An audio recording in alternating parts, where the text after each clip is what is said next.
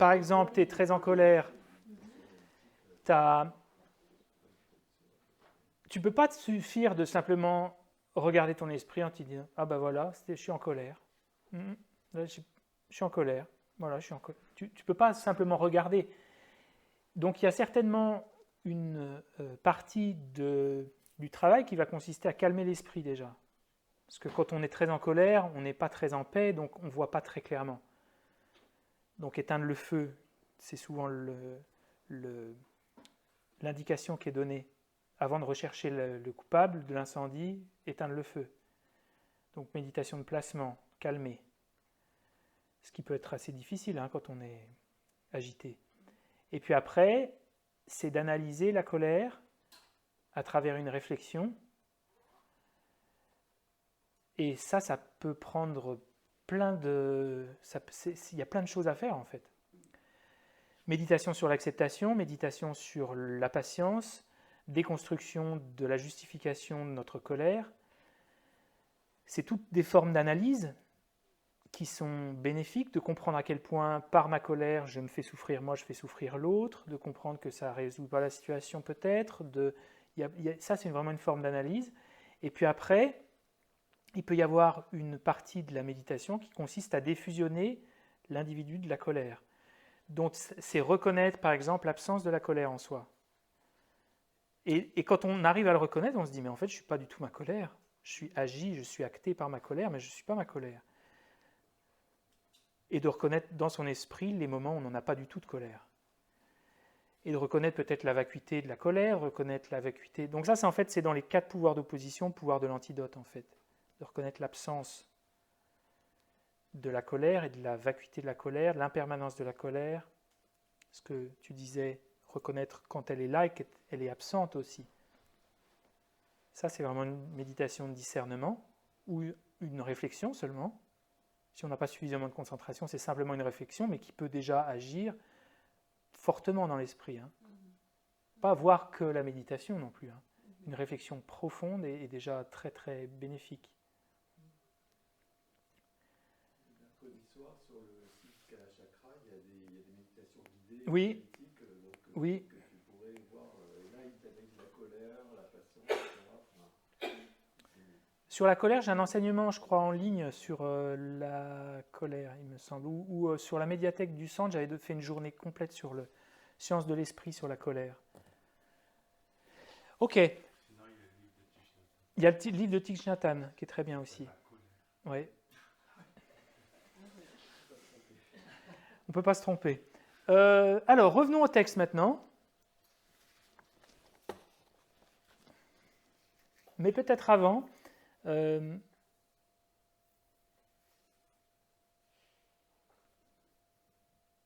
si on prend... Le souffle, c'est un petit peu un objet difficile parce qu'en fait, il est déjà là, donc on a l'impression qu'on le maîtrise déjà. Ça nous donne moins l'impression qu'il faille le rétablir avec le discernement et la réflexion. Mais si on prend, dans ton cas, peut-être la bienveillance pour les autres, bah, on voit que sans réflexion, on ne va pas pouvoir méditer dessus, c'est impossible. Sinon, on se leurre là, on est en train de se mentir à soi, on ne peut pas le faire. Donc il faut générer l'objet qui est la patience ou la bienveillance de manière authentique, avec une impression de certitude. Et c'est uniquement à partir de là qu'on va pouvoir méditer sur la patience ou la bienveillance, pas avant. Donc voilà ce qu'on fait un peu dans l'esprit. On est, ok, la personne pour laquelle je suis en colère, pourquoi je suis en colère contre elle? Parce que je pense qu'elle a le choix et qu'elle aurait pu ne pas le faire, par exemple. C'est une des raisons. On est en colère parce qu'on pense qu'elle aurait pu ne pas le faire. Est-ce qu'elle a vraiment le choix ou pas? Est-ce qu'il y a un moment, elle a vraiment été à une croisée des chemins en se disant oh, ok, ben je vais peut-être être en colère, ou peut-être pas, je vais me mettre en colère. Essayez de voir que notre justification, notre colère est justifiée par la raison qu'on pense que la personne elle a vraiment eu le choix et l'intention malveillante. Donc ça, on essaie de le déconstruire petit à petit dans ce qu'on appelle une forme de réflexion. Je saute les étapes, il y a un moment on arrive, ok, ma colère est complètement injustifiée. Ma colère est complètement injustifiée, elle ne sert à rien. Par contre, peut-être, de souhaiter résoudre la situation, ça c'est bénéfique. Le but de la fin de cette méditation, c'est pas de se laisser complètement phagocyter par une situation ou une personne. C'est de faire la différence entre le besoin authentique de résoudre une situation et la surimposition de la colère qui veut blesser et qui est, elle, complètement... qui n'est pas une forme de sagesse, qui procède d'une altération de la réalité. Donc on fait la différence entre ces deux choses-là et à la fin on se dit ok, la compassion, elle, est justifiée. La compassion est justifiée. Et à ce moment-là, on peut générer soit une méditation, un état de patience ou un état de compassion. Et quand on l'a généré, on peut se dire ça y est, j'ai trouvé mon objet. Et là, ensuite, on vient faire exactement peut-être la même réflexion, mais cette fois-ci, on génère la patience. Avant, on a fait toutes ces réflexions pour déconstruire la colère, pour arriver à ce moment où on a cette expérience authentique de « ok, je lâche prise de ma colère, je lâche prise de cette hostilité ». Et ce lâcher prise de l'hostilité, c'est la patience, c'est la tolérance. Donc maintenant, je peux continuer à générer cette tolérance à travers une méditation analytique et cette fois-ci, je viens aspirer ma qualité d'attention et ma vigilance que j'ai préalablement travaillé dans la méditation de placement à l'intérieur d'une réflexion. Donc je viens faire exactement peut-être la même chose, mais cette fois-ci, je viens observer si mon esprit est distrait ou est-ce que je suis en train de sombrer, est-ce que je suis bien en train de méditer sur ce qu'il faut, est-ce que je suis bien en train de réfléchir sur ce qu'il faut, pour venir générer dans notre esprit la patience de manière continue. Et ça, c'est vraiment la méditation analytique. Est-ce que cette personne... Là, j'ai plus de doute. Non, la colère, elle n'est pas justifiée parce que cette personne, il y a deux choix. Soit elle est dans l'entité d'être malveillante et à ce compte-là, elle est comme le feu, elle fait que brûler. Donc je me mets pas en colère contre le feu, à moins vraiment que... Bon, ça arrive. Hein. Mais pourquoi je suis en colère contre des personnes et pas contre le feu? Je suis en colère contre des personnes parce que j'ai l'impression qu'elles ont le choix. Le feu, il n'a pas le choix de brûler. Quand je me brûle sur une table, bon, je peux être un peu en colère, mais je ne vais pas commencer à avoir du ressentiment pendant 15 jours sur ma cuisinière. C'est assez improbable. Je suis en colère contre des personnes parce que j'ai l'impression qu'elles ont le choix, mais une fois que je comprends qu'elles n'ont pas autant le choix, parce que moi, quand je suis en colère, bah, ça me dépasse aussi, et que je comprends que moi, je procède de la même manière que les autres, alors je déconstruis. Et là, maintenant, j'ai cette réflexion, mais j'ai plus de doute. C'est de la patience, c'est de la tolérance là dans mon esprit qui est générée, cette fois toujours avec le même raisonnement, et en plus, en observant est-ce que mon esprit est distrait, est-ce qu'il est... Et là, je viens utiliser ma concentration, et je génère cette tolérance. Donc là, je viens soigner l'esprit. C'est pas juste je mets un petit peu de pommade et puis je passe à autre chose. Là, la pommade, je le mets, je mets un pansement et je reste longtemps. Le Chandragomine, un des grands maîtres indiens, dit c'est comme pour soigner la lèpre, la méditation.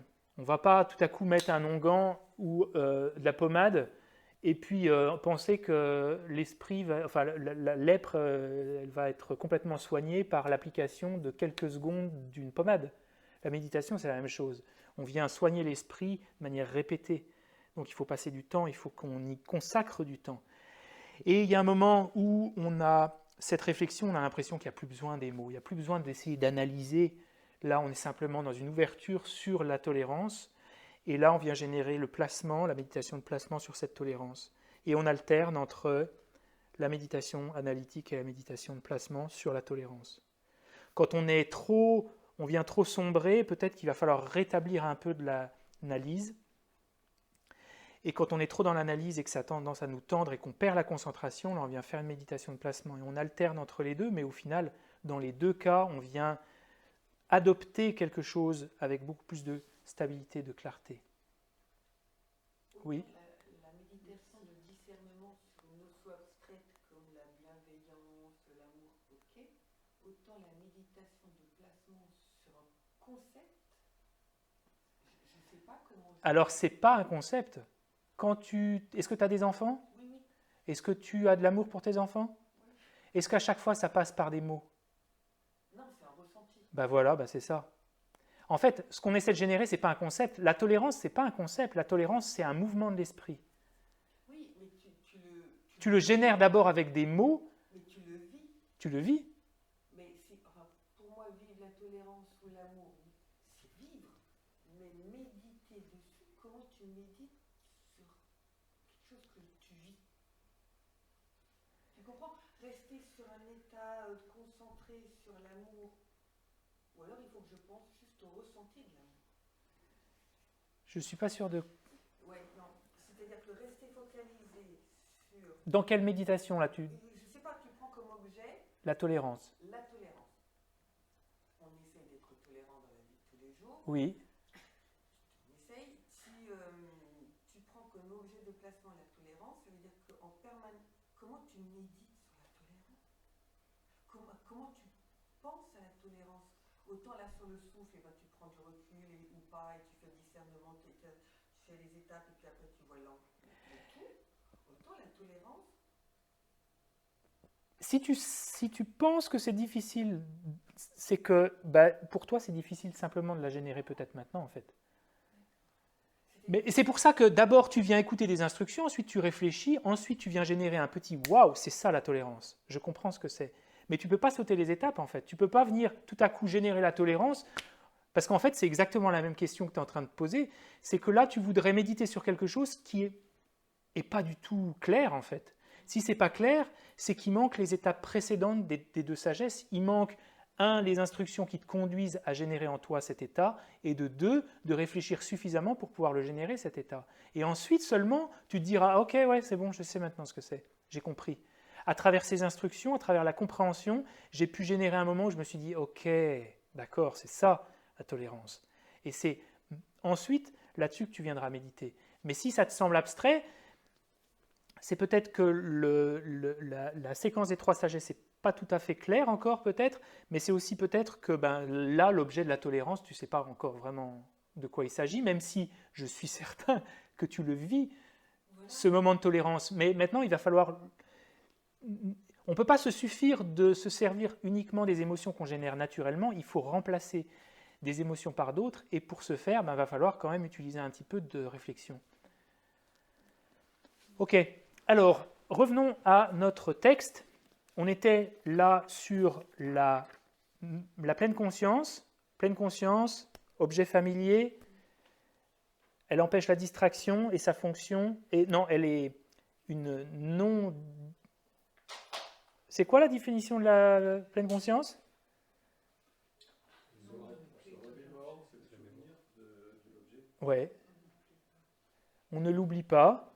C'est un objet familier. Pourquoi on parle d'un objet familier? Et c'est un petit peu ce que tu viens de dire. On ne peut pas ne pas oublier quelque chose.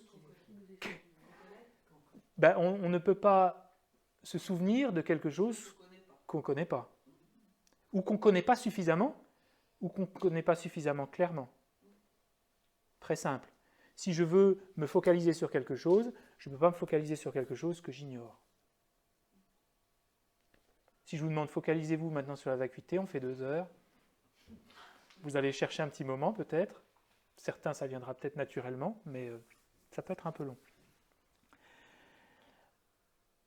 Et dans le dessin que vous avez sur le petit papier, là, c'est quoi l'emblème de la pleine conscience? L'éléphant. L'éléphant, c'est l'esprit, c'est la corde. Pourquoi la corde? Pour attacher l'éléphant, à quoi? À un piquet. Le piquet, c'est quoi? L'objet, la tolérance, l'amour, la bienveillance, c'est le piquet, on pourra dire. L'esprit, c'est l'éléphant, la corde, la pleine conscience. La vigilance, c'est quoi l'emblème? Crochet. Le crochet. Pourquoi le crochet? Parce que ça fait mal. Parce que ça fait mal.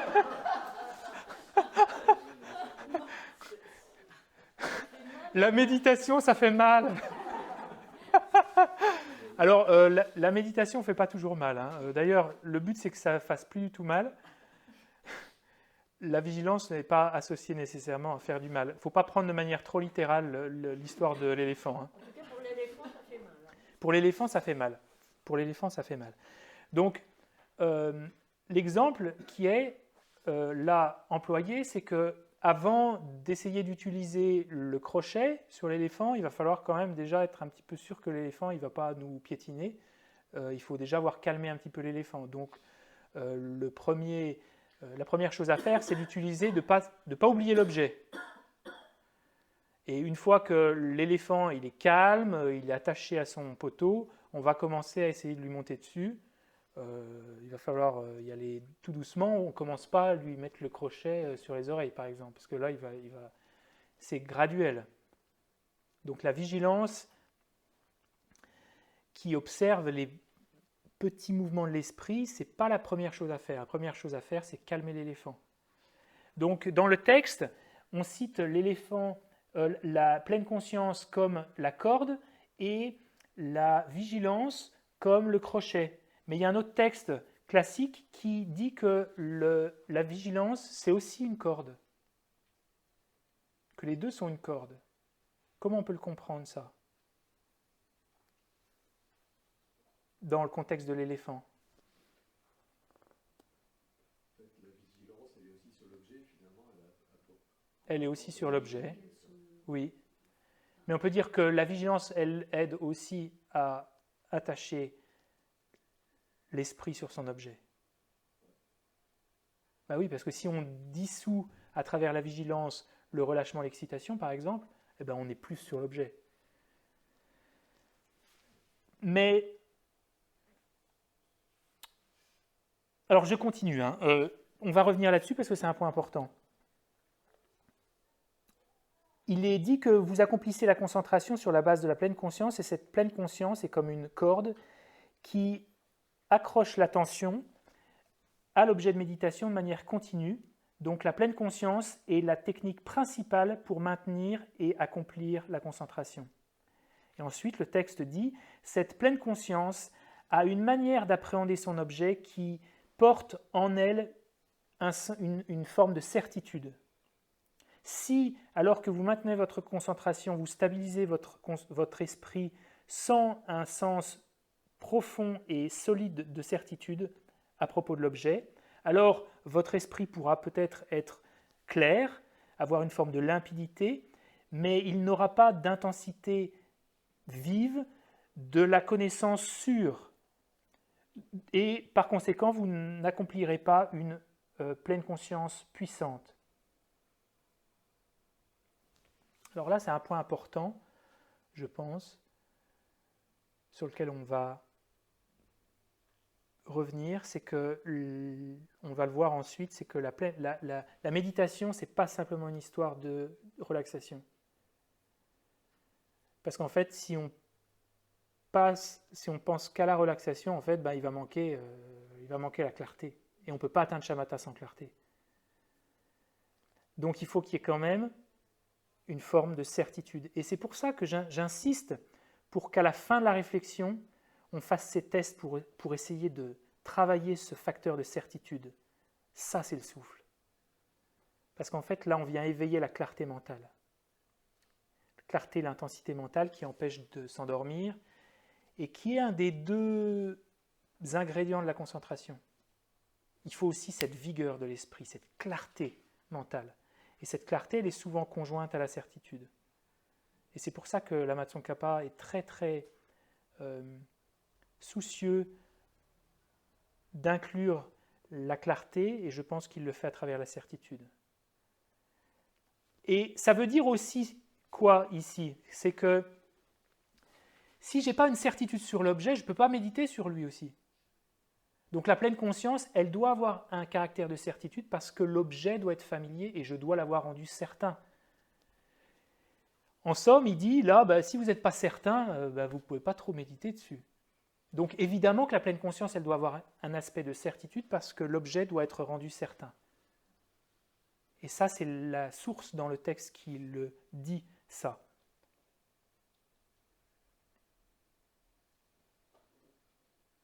Quel que soit l'objet de méditation.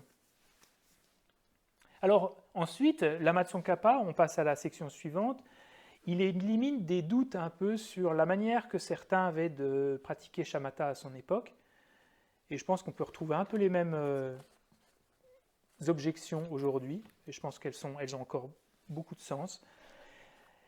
Alors, il y a quelqu'un qui émet cette idée.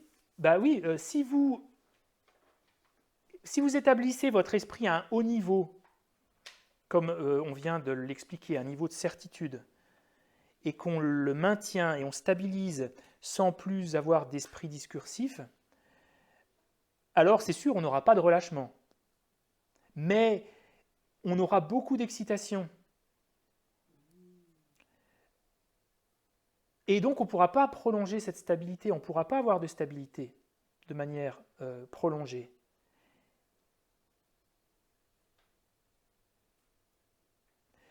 Et par conséquent, il vaut mieux se détendre, relâcher, abandonner la peine qu'on a à méditer, parce que ça va conduire à la stabilité. Est-ce que vous pensez que c'est correct? Et si c'est pas correct, pourquoi c'est pas correct? Et si c'est correct, pourquoi c'est correct? Attends, c'est une question là pour nous? Alors ça, c'est une position de quelqu'un qui interroge son kappa en disant, si vous faites, en effet, comme vous le dites, vous commencez à méditer avec cette forte caractère de certitude, et qu'on stabilise son esprit sans plus avoir de discursivité, alors bien sûr, on n'aura plus du tout de relâchement, mais on aura beaucoup d'excitation. Et on verra alors qu'on ne pourra pas prolonger notre stabilité. Et donc, il y a un moment où notre conscience, elle va finir par retomber, parce qu'on ne pourra pas le maintenir à ce haut niveau pendant très longtemps.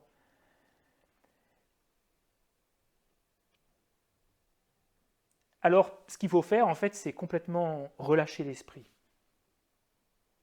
C'est ce que dit c'est de relâcher l'esprit complètement, c'est d'abandonner, de se dire, ok, allez, let go. Lâcher prise. Alors, Lama Tsongkhapa répond en disant, alors ça, ce que tu viens de dire, en fait, c'est de déclarer haut et fort que une bonne relaxation, c'est une bonne méditation. Mais lui, il ne le prend pas du tout comme quelque chose de positif. Parce qu'en fait, Lama Tsongkhapa dit, vous ne faites pas la différence entre le relâchement et la méditation. Pour vous, la méditation, c'est une forme de relâchement. On va expliquer un petit peu pourquoi c'est éminemment important.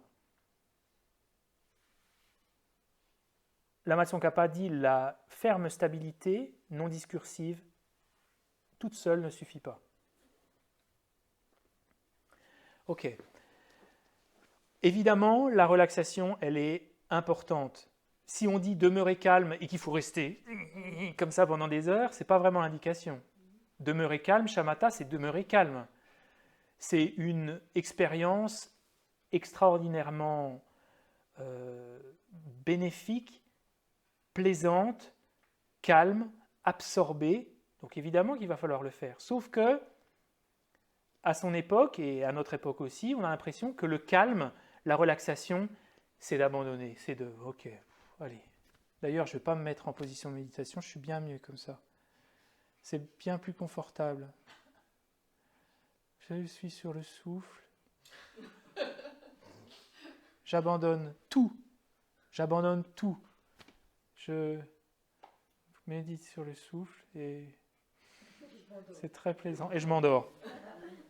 Et ça arrive à l'époque de Tsongkhapa. Alors, en fait, on n'arrive pas à faire le tri entre qu'est-ce que c'est la relaxation et qu'est-ce que c'est le trop de relaxation où on finit par complètement abandonner ce qu'il faut faire. Parce que si on doit développer de la vigilance et qu'on dit non, abandonne tout, la vigilance, on ne peut pas l'employer non plus. Donc on va trop loin dans la relaxation. Quand Lama Tsongkhapa dit la bonne relaxation, c'est la bonne méditation, je pense que la relaxation, en fait, c'était l'impression qu'il faille faire un effort. En fait, à l'époque, certains disaient qu'il ne faut faire aucun effort. Fais aucun effort, abandonne tous les efforts. Alors essayez de méditer comme ça, peut-être que ça peut vous apporter quelque chose pendant un certain temps, mais il y a un moment vous allez vous rendre compte que ça ne sert pas beaucoup. Parce qu'en fait, vous jetez l'eau avec le bébé du bain et vous allez trop loin dans... En fait, il faut faire la différence entre l'effort qu'il faut faire, qui est bénéfique, et l'effort extrême qui va conduire à une forme de tension. Mais dans le dessin de Shamatha, je ne l'ai peut-être pas là, mais j'ai dû l'avoir. Dans le dessin de Shamatha, vous voyez qu'il y a des flammes sur le chemin. Et ces flammes, elles diminuent à la fin. Et en fait, ces flammes, c'est les flammes de la peine, en fait.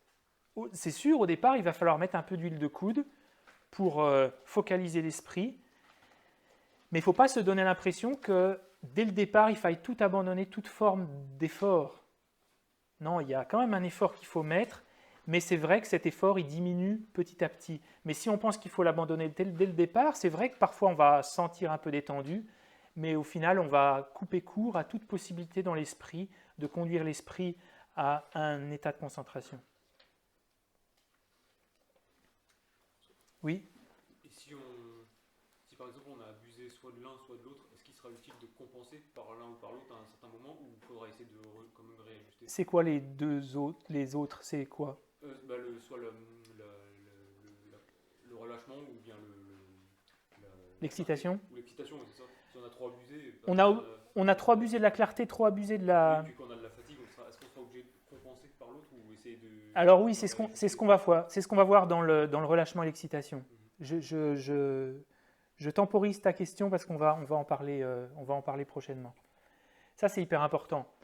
De trouver l'équilibre entre la détente et le trop de détente, on finit par plus rien faire et puis on finit par s'endormir en fait. Et le trop de clarté ou le trop d'analytique qui conduit à une tension mentale aussi.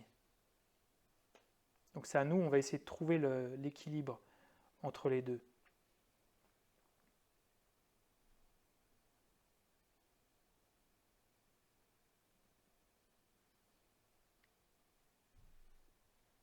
Et c'est toute la difficulté de Shamatha en fait, c'est que quand on utilise un peu d'effort, on va avoir tendance à générer de l'excitation. Quand on abandonne cette excitation, l'esprit il retombe. Et Chandragomine, dans le Desana Stava, dit si j'utilise de la peine, l'excitation surgit. Si je l'abandonne, le relâchement est produit. Il est difficile de trouver l'équilibre entre ces deux. Qu'est-ce que je dois faire avec mon esprit troublé ?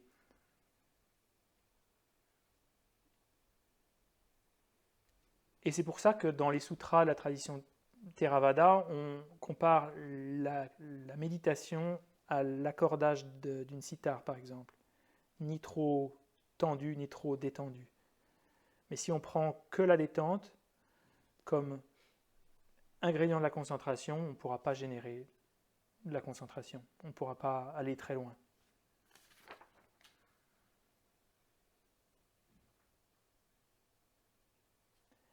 Et c'est ce qui est assez subtil à comprendre, ce degré de fermeté au départ.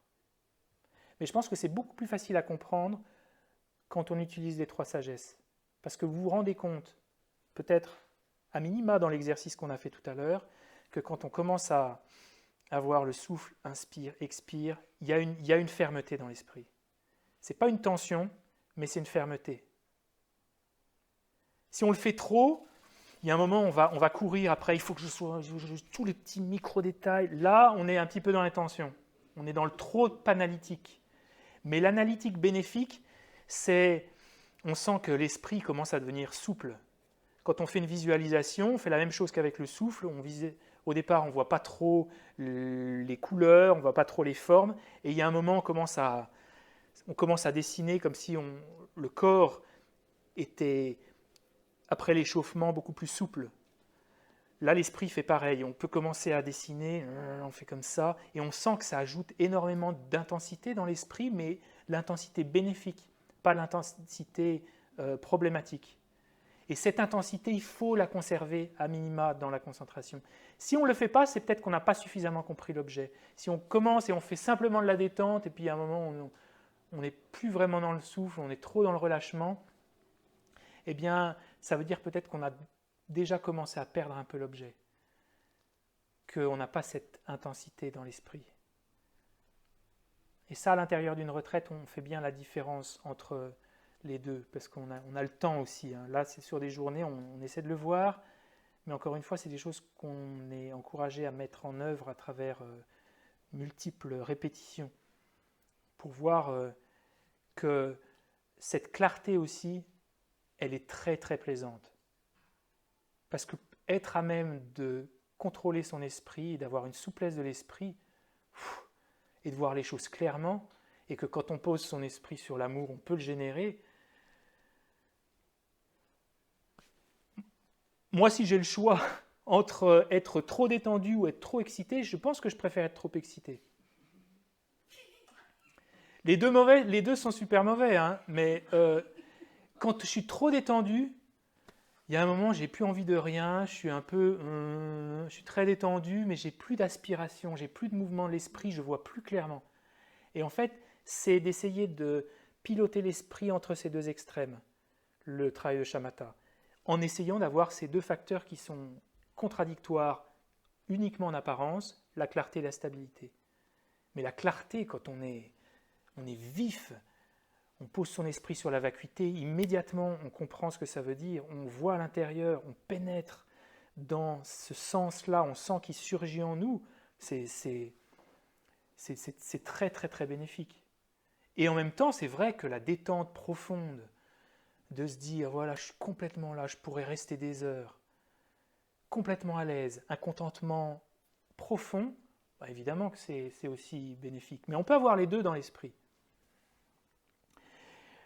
Le texte de continuer en disant, c'est pas suffisant d'avoir seulement la clarté qui est seulement une forme de transparence d'un état profondément détendu, il doit aussi y avoir un degré de fermeté dans la manière d'appréhender l'objet.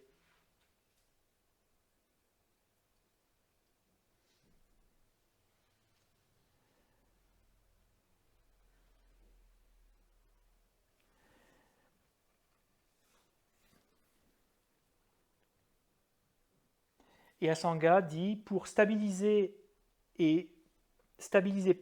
correctement notre esprit sur l'objet, il y a l'attention qui est ferme, surtout dans les 2 premiers placements des 9 étapes.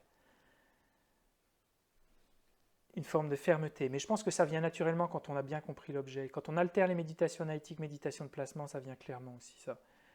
Mais ça, c'est aussi les heures de vol. C'est les heures de vol pour trouver la différence entre l'attention et la fermeté.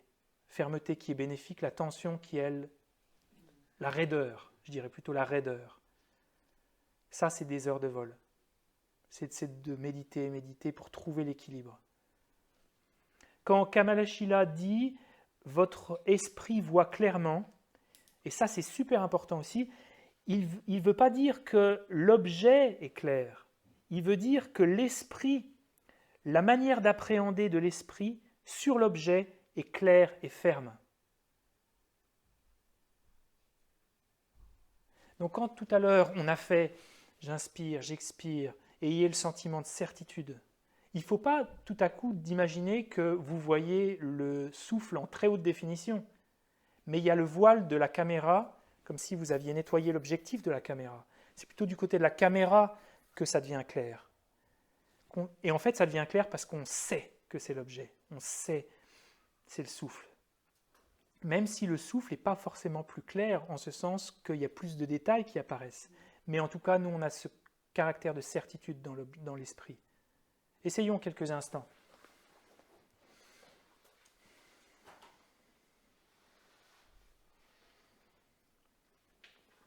J'inspire.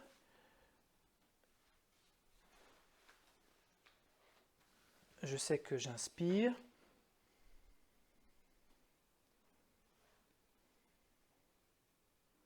J'expire, je sais que j'expire. Je peux avoir cette note mentale. Là, on est dans la réflexion.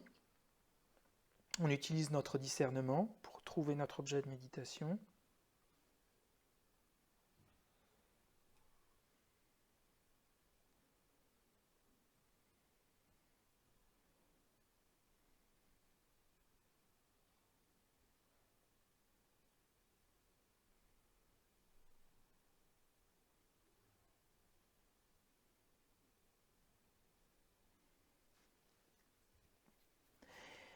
Et lorsqu'on inspire, on sait que c'est la respiration. Lorsqu'on expire, on sait que c'est la respiration également. Quand on observe les parties du souffle, on sait que c'est le souffle. Essayez de trouver comment, dans votre expérience, ça peut se décliner cette certitude. Je sais que là, ce que je suis en train d'observer, c'est le souffle. C'est-à-dire, c'est ça la clarté de l'esprit, en fait. C'est la clarté parce que vous êtes de plus en plus intensément sûr. Ce n'est pas la clarté de l'objet qui devient de plus en plus visible.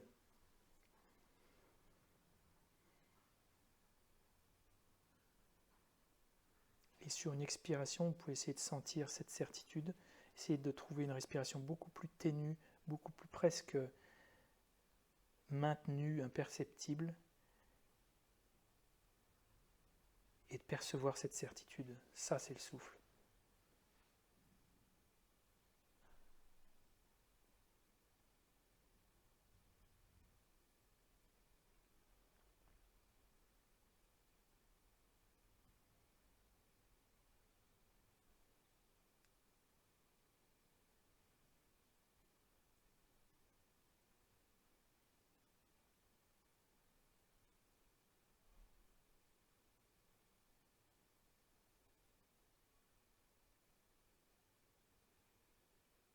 Faites des pauses.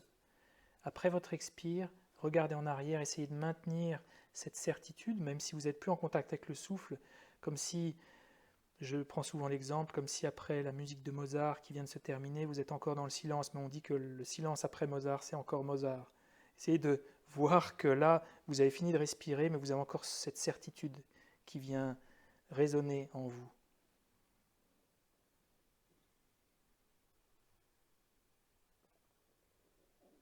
Ça, c'est le souffle.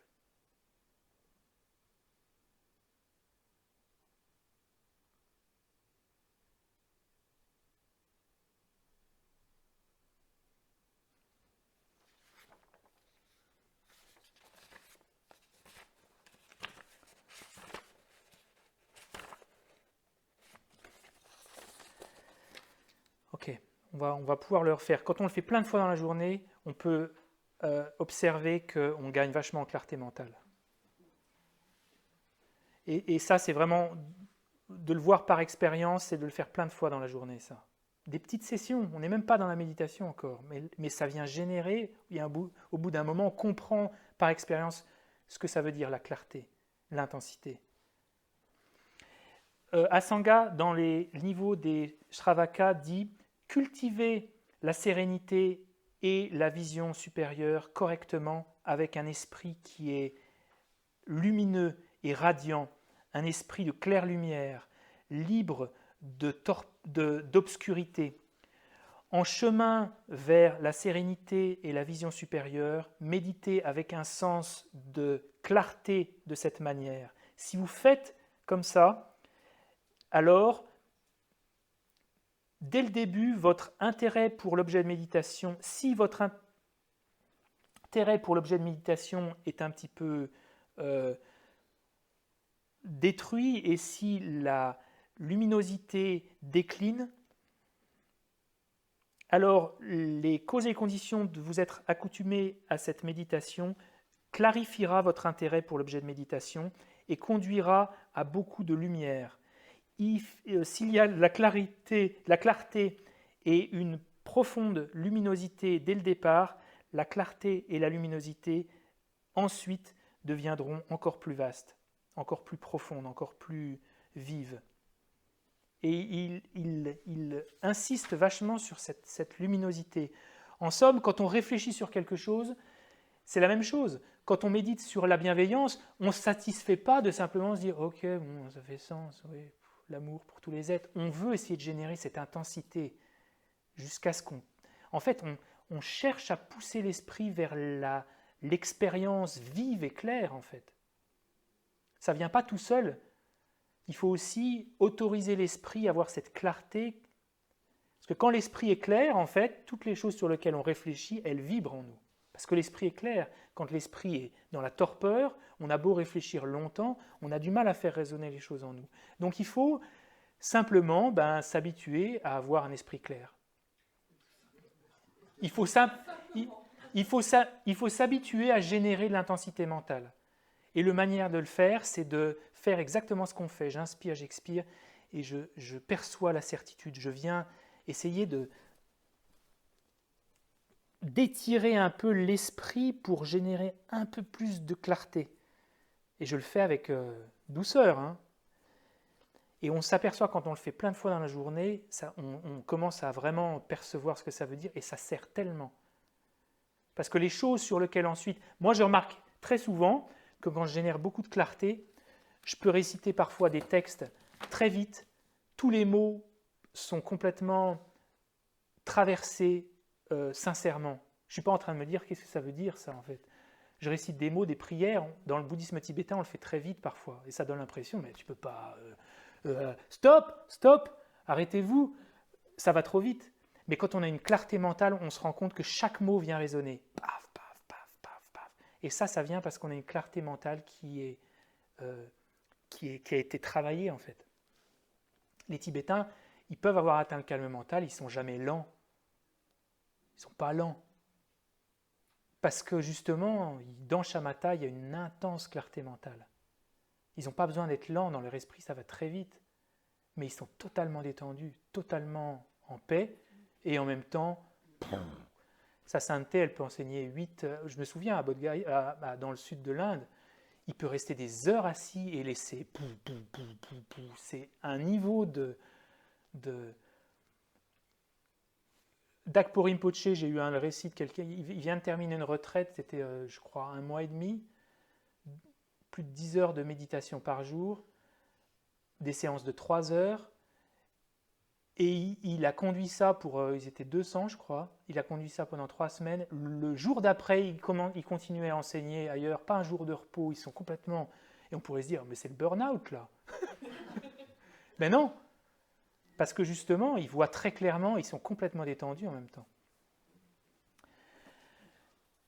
Alors je vais juste continuer et terminer sur ce petit morceau. Alors,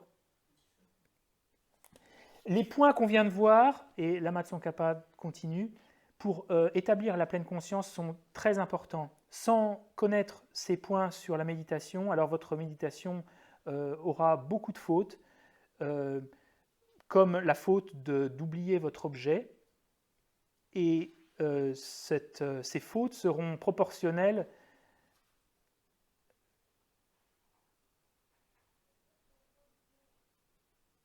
à votre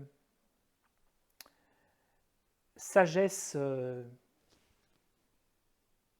imparfaite. Et pourtant, vous aurez souvent l'impression que vous avez une concentration solide. Alors, une autre personne pose la question, mais est-ce que, alors qu'on est fixé sur le souffle, par exemple, est-ce que c'est correct de surveiller l'esprit, de le monitorer? Surveiller, qu'est-ce qu'il peut y avoir d'autre comme synonyme? Vigilance. Oui.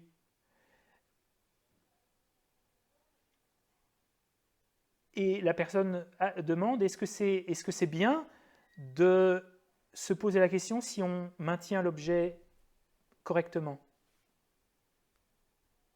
Et la réponse, elle vient à travers une citation de Kamalashila dans les états de la méditation qui dit « Après que vous ayez établi votre attention sur l'objet de méditation choisi, focalisez-vous de manière continue. Alors que vous restez sur l'objet de méditation, analysez et investiguez votre esprit en pensant « Est-ce que mon esprit et mon mode d'appréhension de l'objet est correct? Est-ce que je suis relâché? Est-ce que je suis distrait par l'apparence d'objets extérieurs ?» C'est la vigilance. Souvenons-nous de ce qu'on a vu ce matin, c'est pas parce on n'analyse plus l'objet qu'on n'analyse plus du tout. On maintient une forme de petit objet qui va lui nous conduire à la concentration. Et on va faire le test, on a encore le temps, sur ce point qui est essentiel, essentiel. Alors, vous allez faire le test maintenant entre essayez de rester sur le souffle, vous analysez plus le souffle, mais vous faites rien d'autre que ça. Que quoi? Là, je vous interdis formellement, sous peine d'une amende, d'utiliser la vigilance. Là, ce que je vous demande, c'est vous êtes 100% sur l'objet. Ouais. Ne portez pas du tout attention à vos distractions. Alors, bon, souvent quand je dis ça, c'est comme je dis, n'imaginez surtout pas un éléphant rose. Voilà, vous allez le faire. Bon, c'est possible que vous ayez la vigilance. Donc là, vous êtes simplement pleine conscience. Pleine conscience, la méditation, il n'y a rien d'autre à faire. Vous restez sur le souffle, vous n'analysez plus le souffle, on reste avec le souffle et on ne fait rien d'autre. La méditation, c'est que ça. Essayez.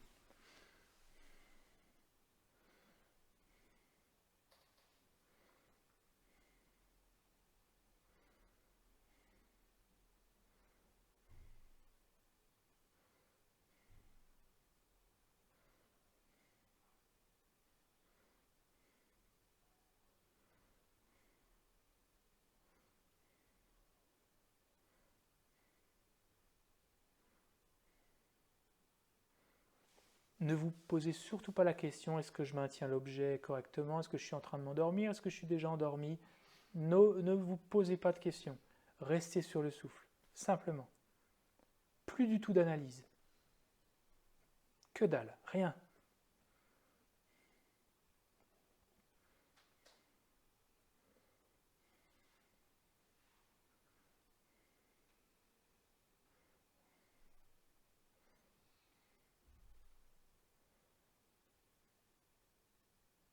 Relâchez tout besoin de faire quelque chose d'autre que simplement être sur le souffle.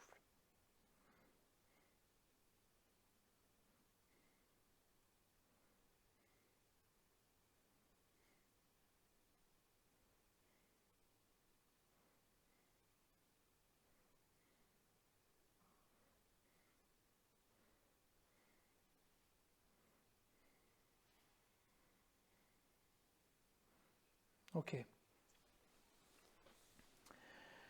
Alors, il se peut que ça se passe bien.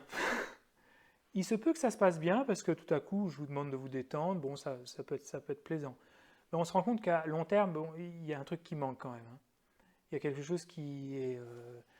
Parce que là, en fait, on va se rendre compte qu'on est distrait, mais on ne sait même plus qu'on est distrait. Parce qu'en fait, il n'y a pas du tout de clarté sur nos distractions. On ne sait pas du tout qu'on est distrait. Donc, on ne vient pas du tout éclairer les distractions, même si on est en train de s'endormir. Non, non, je n'analyse plus. Je n'analyse plus. Je suis sur le souffle, mais on ne peut pas rester sur le souffle comme ça. Il y a un truc qui manque. Et dans la retraite que j'ai faite là en Angleterre, il y a un des participants qui disait, en plus, je trouve que j'aime pas trop faire que ça. Parce que c'est un peu stupide, on a l'impression qu'il y a un truc qui manque. On a l'impression. Faisons l'expérience maintenant d'avoir la vigilance. Donc la vigilance, c'est d'observer en périphérie, de savoir ce qui se passe. Donc là, ce que je vais vous demander, c'est d'essayer de percevoir vos pensées, juste être conscient des pensées qui vous font complètement perdre l'objet, et faire la distinction entre celles qui vous font perdre complètement l'objet et celles qui ne vous font pas complètement perdre l'objet. Il y a une différence, hein. Je vois les sourcils qui se lèvent. La vigilance, elle doit percevoir ça. Parce que si on n'est pas capable de percevoir les distractions qui nous font perdre complètement l'objet, des distractions qui ne nous font pas complètement perdre l'objet, ben en fait la vigilance n'est pas du tout activée. Il ne faut pas traiter ces choses-là de la même manière, parce que les distractions qui demeurent avec l'objet, je suis sur le souffle, mais bon, je suis en train de penser au repas de midi quand même, parce qu'il commence à être l'heure, mais je ne suis pas encore complètement parti du souffle. Ça, c'est des choses qui vont partir assez tard dans la pratique de shamatha. Il ne faut pas essayer de tirer sur sur toutes les distractions. Celles qui nous préoccupent principalement sont les distractions qui nous font complètement partir, où on a l'impression de se dire « Oh là, je reviens sur le souffle ». Donc en fait, il va falloir utiliser notre sagesse pour distinguer ces choses-là. Parce que si on ne distingue pas ces choses-là et qu'on traite toutes les distractions de la même manière, qu'est-ce qu'on va faire? On va tirer sur n'importe tout ce qui bouge. Et si on tire sur tout ce qui bouge, ben, on va pouvoir se dire « Détends-toi, François », mais c'est un petit peu comme si dans une boîte, dans une entreprise, on met un happiness manager. On met un happiness manager, mais on augmente la durée et la pression qu'on met sur les gens. C'est ce qui est souvent dans les entreprises d'ailleurs. Donc là, en fait, on dit tirez sur tout ce qui bouge, je vous interdis d'avoir aucune distraction, mais en même temps, vous vous détendez, s'il vous plaît. On va essayer ?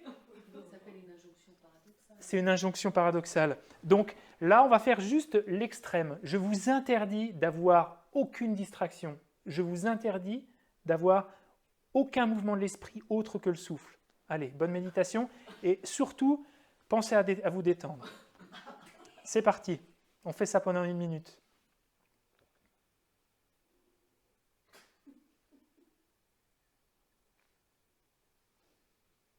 Rien, pas même la moindre image qui naît dans votre esprit, le moindre commentaire, rien.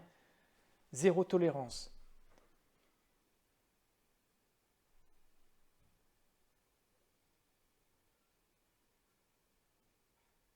Et soyez dans le moment présent, en toute détente.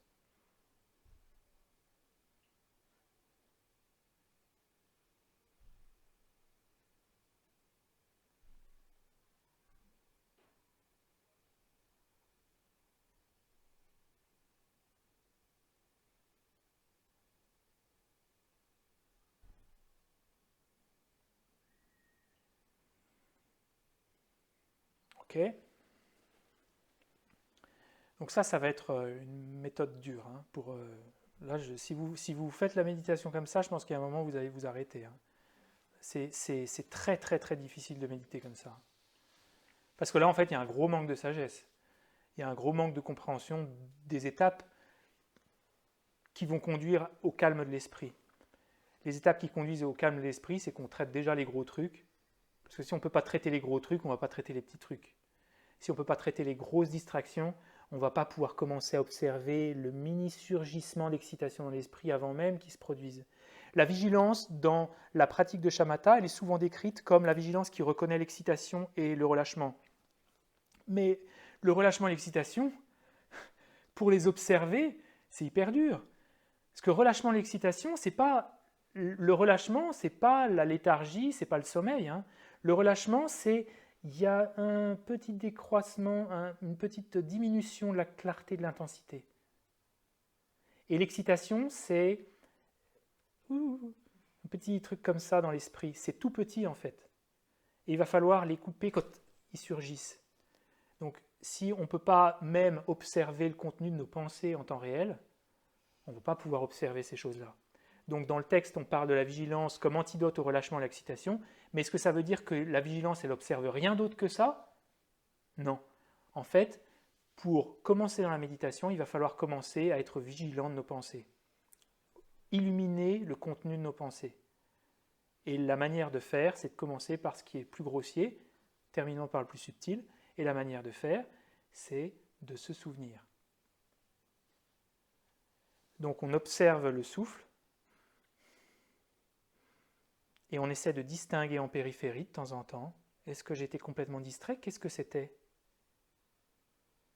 Si je ne peux pas me souvenir d'une pensée pendant laquelle je suis parti 5 minutes, et ne pas me souvenir de ce à quoi j'ai pensé, comment je vais essayer d'imaginer pouvoir observer un surgissement d'excitation dans mon esprit et de le couper avant qu'il se déploie dans mon esprit? C'est impossible.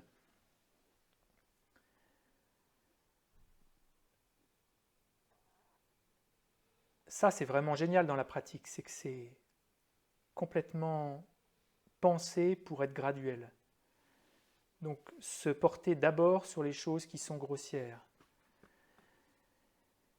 En fait, la vigilance, ce qu'on voit aujourd'hui, c'est d'être conscient de ce qu'on fait au moment où on le fait, conscient de ce qu'on dit au moment où on le dit, conscient de ce qu'on pense au moment où on le pense.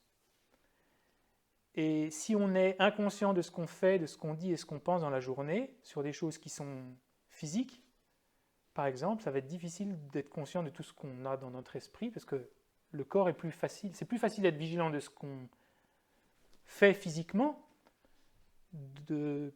par rapport à ce qu'on pense mentalement.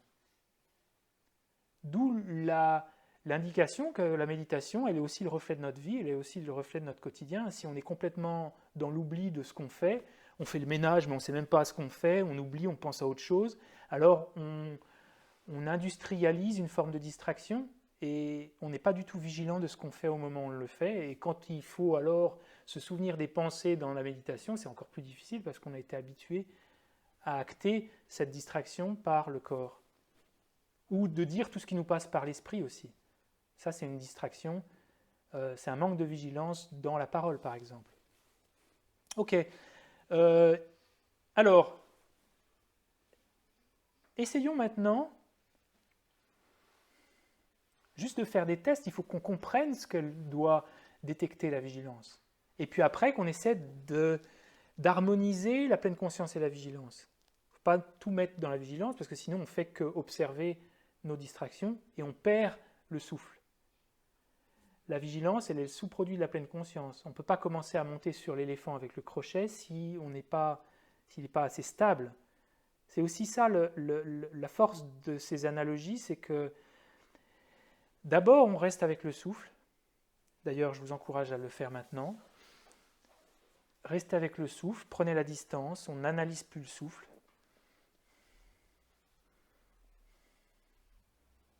Et maintenant, l'exercice, c'est vous allez essayer de vous souvenir pendant 1 minute de est-ce que j'ai des distractions grossières qui me font complètement perdre l'objet ou pas. Donc, à minima, on reste sur le souffle et en périphérie, on essaie de détecter si j'ai des distractions grossières.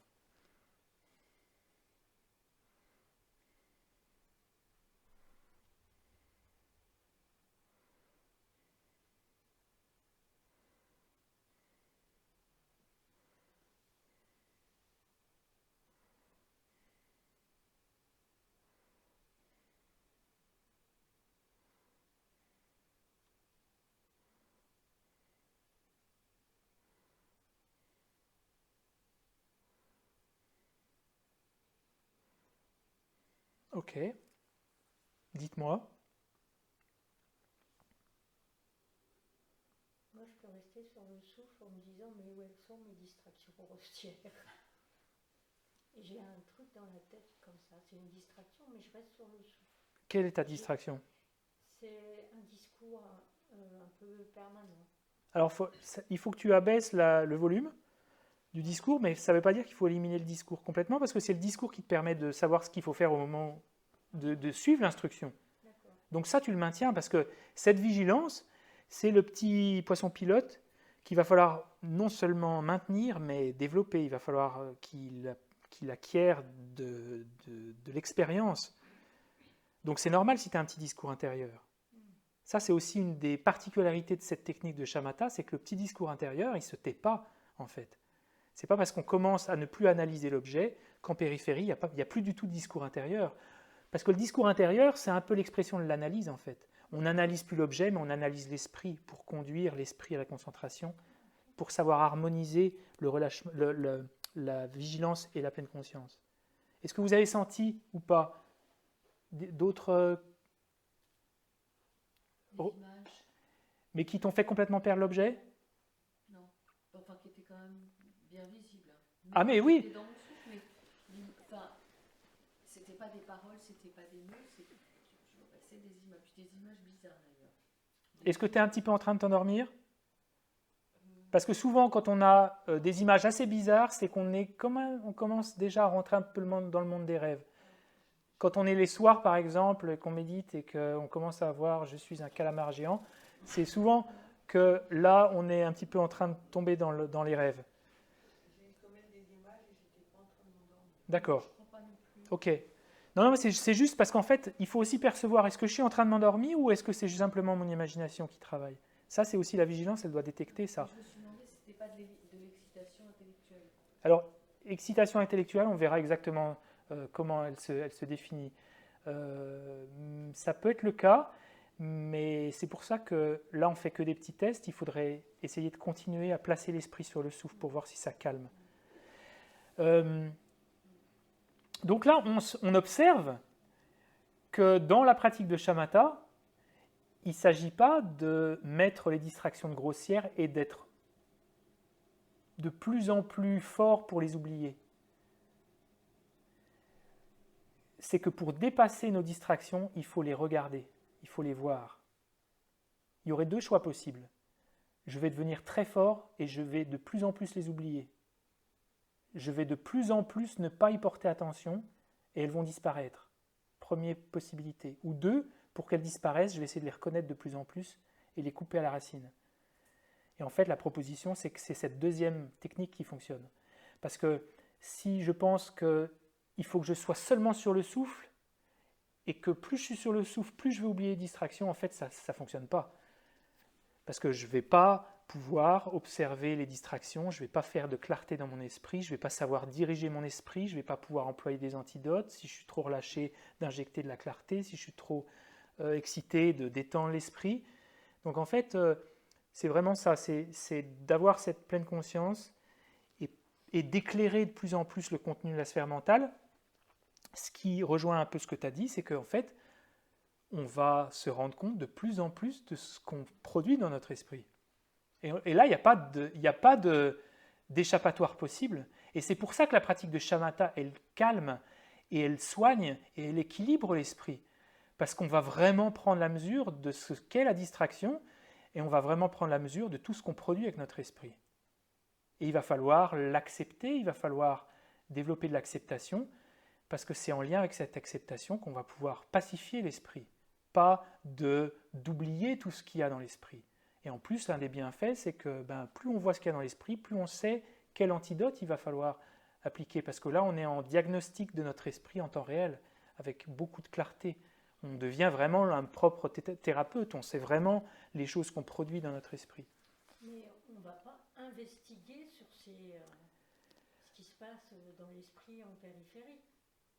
Si ça revient trop, on peut investiguer. Là, si ça revient trop, on le verra cet après-midi, si ça revient trop et que ça me paralyse dans ma pratique de shamatha, c'est qu'il faut que je fasse une méditation analytique là-dessus, comme si j'ai un ronron de... Alors celui-là, tu vas voir. Celui-là, alors là, je ne vais pas le louper celui-là. Et ça revient, et on est en train de fomenter notre petite stratégie et que le souffle, en fait, n'a pas du tout envie d'être sur le souffle. Là, ça veut dire qu'on ne peut pas méditer, en fait. Il faut simplement s'arrêter, employer les antidotes, et une fois que on a restauré un peu d'équilibre dans l'esprit, que cette problématique elle est moins présente, eh bien on peut revenir au souffle. C'est un des meilleurs diagnostics qu'on puisse faire de notre conscience que de regarder ce qui se passe et avec la conscience discriminante de la vigilance pouvoir identifier les perturbations mentales. Mais la vigilance, elle n'observe pas que ça. Il y a un moment où la vigilance, qui en a parlé ce matin, c'est toi. J'ai oublié ton prénom, excuse-moi. Sylvie. Il y a un moment, la vigilance, elle va reconnaître aussi les bienfaits de la concentration. Elle va reconnaître que dans le corps s'établit petit à petit un bien-être très très fort, une aisance mentale hors du commun. Et plus on la regarde, plus elle est là en fait. Donc ça, c'est la vigilance qui fait ça. On est sur le souffle et en périphérie, on commence à regarder tous les bienfaits de la concentration et là, il y a une réaction en chaîne qui se produit. Et puis on peut rester de plus en plus dans la concentration parce que la concentration produit son propre... En fait, c'est comme si un moteur venait créer du carburant pour alimenter le moteur. C'est une réaction en chaîne dans l'esprit qui se passe. Donc, oui. J'ai une question. Lorsqu'on médite dans la clarté, je dis bien pendant 4-5 heures, est-ce qu'on perd la notion du temps? Quand on a atteint shamatha, Lorsqu'on médite pendant 4 heures, oui, on espère qu'on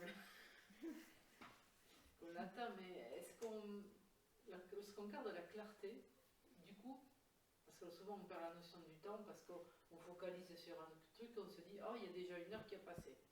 Donc lorsqu'on médite avec clarté, je pose la question, parce que comme ça m'est jamais arrivé, ça m'intrigue, est-ce qu'on perd la notion du temps, ou finalement on se rend compte, on garde... Je pense qu'on perd la notion du temps, oui, parce qu'en fait, on est coupé des consciences sensorielles. Quand on a atteint shamatha, je parle. Hein. Ouais. En fait, on ne peut plus...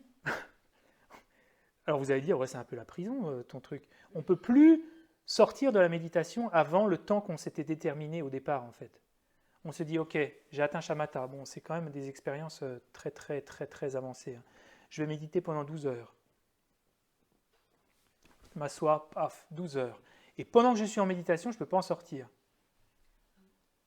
Non, je ne peux pas changer d'objet de méditation, je ne peux pas faire autre chose que ça, parce que je suis complètement absorbé. Donc là, je pense qu'il n'y a pas une notion du temps, parce que le temps, il est dépendant des intervalles, en fait. Mais si on ne ressent pas le besoin d'aller faire pipi, par exemple? Non, Et comment on sait qu'on a passé 12 heures? bah parce qu'on sort de sa méditation, puis qu'on regarde sa montre. Ouais, dans sa tête. Attends, mais c'est quel Comment? niveau là? Bah c'est shamatha, ça, c'est quand on a atteint shamatha. C'est après le 9. Mais là, on a de la clarté. On commence la méditation, on n'a plus du tout de peine. Là, on a ce qu'on a mentionné tout à l'heure, on est complètement détendu, on n'a plus besoin de faire aucun effort. Oui, c'est-à-dire on se sent aligné, en fait. On se sent aligné et c'est pas une torture mentale. Oui, C'est qu'on est parti pour 12 heures parce que c'est une expérience extraordinaire. parce qu'on a ça, Donc on n'a plus de besoin d'en revenir pendant la durée qu'on s'est fixée. En fait, c'est l'intention qu'on donne au départ de la méditation qui va faire un petit peu le réveil. Je vais me réveiller à 5 heures du matin parce que j'ai un avion à prendre. Je vais méditer 12 heures parce que c'est ce que je me choisis comme temps de méditation. Et au bout de 12 heures, ben, Il y a un déclic. il y a un déclic, il y a un truc qui se réveille dans l'esprit, on revient, on reprend conscience, on a l'impression de revenir dans son corps en plus. on a toujours envie de revenir. C'est tellement bien qu'on va se parler de mais si c'est le cas de moment. Alors si on n'a plus, si on n'a plus du tout envie de revenir, c'est qu'on commence à être un petit peu attaché à la... Ah oui, Mais ça arrive, hein. ouais. Mais ça arrive. Parce que là, on est dans un truc qui est quand même extatique. Voilà. Donc c'est plus shamatha. Si on est attaché, c'est pas terrible. Ouais, mais bon, avant de trouver l'équilibre, il va falloir qu'on se plante un peu quand même, mais c'est normal. Il va falloir qu'on s'habitue à avoir des doses de bonheur et de félicité qu'on n'a jamais eues dans cette vie en tout cas. Donc il va falloir que peut-être on travaille un peu sur notre attachement, mais c'est le meilleur moyen de le faire parce que là en plus on l'observe en temps réel l'attachement. Parce que on vient contrecarrer l'excitation. L'excitation c'est l'attachement. Donc on ne peut pas, à l'intérieur de la méditation, si on atteint shamatha, on n'a plus du tout d'attachement pour la pratique. C'est uniquement quand on revient, qu'on regarde en arrière, on se dit « waouh !» Mais si on a atteint shamatha, il n'y a plus du tout d'attachement qui opère au moment où on médite. Tu veux dire, tant que tu es dedans, il Oui, n'y a pas d'attachement. non. C'est après, Ouais. c'était tellement bien oui, que là, tu as une saisie de l'objet Oui. en disant comment je peux faire pour y retourner. oui, Un peu comme une drogue. c'est ça. C'est comme l'absorption totale dans les jhanas. Oui, c'est ça, oui. C'est ce qu'a écrit après l'extase la lessive. Un peu aussi, oui. Oui. Ok, alors on a encore quelques minutes pour faire ce test de demeurer avec le souffle et en périphérie d'observer si dans l'esprit il y a des distractions grossières et d'accepter les autres parce que de toute façon on n'en est pas là encore de traiter tout ce qui se passe. Donc c'est normal s'il y a des images, c'est normal s'il y a des pensées et ce qu'on fait c'est qu'en périphérie du souffle on les reconnaît, on se souvient, on commence à éclairer le contenu. Et comme ces distractions grossières on ne peut pas s'en souvenir quand on est dedans parce qu'on est parti dans le film, le moyen de les éclairer c'est de s'en souvenir. Et s'en souvenir, ça ne veut pas dire qu'on perd l'objet en plus. On peut être à minima encore sur le souffle et en périphérie se souvenir de nos distractions. Essayons.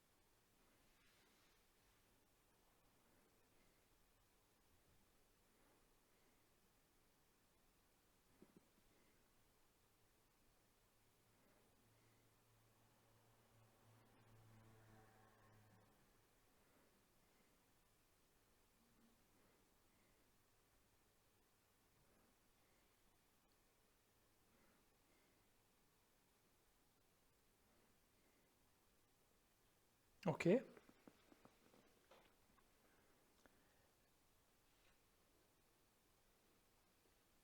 Et quand on arrive à faire ces deux choses sans que la vigilance prédomine et qu'elle vienne détruire la pleine conscience du souffle, quand on arrive à trouver l'équilibre entre les deux et qu'on vient essayer d'éclairer graduellement le contenu de notre esprit, là je pense qu'on a les bases pour aller au moins jusqu'au niveau 4.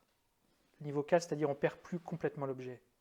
Mais ça ne veut pas dire qu'on n'a plus de ronron, plus d'images, on a encore beaucoup d'excitation, parfois de la colère, parfois de la chose, mais ça ne nous fait plus complètement perdre l'objet.